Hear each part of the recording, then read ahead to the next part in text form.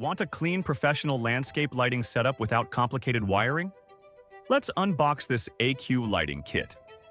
Inside, you get everything you need in one box: fixtures, wiring, transformer, and accessories, all ready for a DIY install. To install the bulb, just unscrew the top.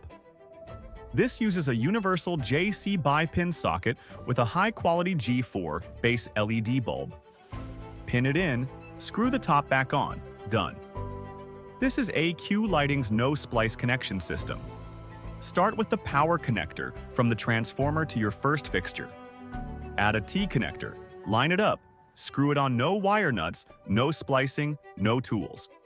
The kit includes 5 15-foot jumper cables with options in 3, 6, 15, and 30 feet, and you can connect them together if you need to.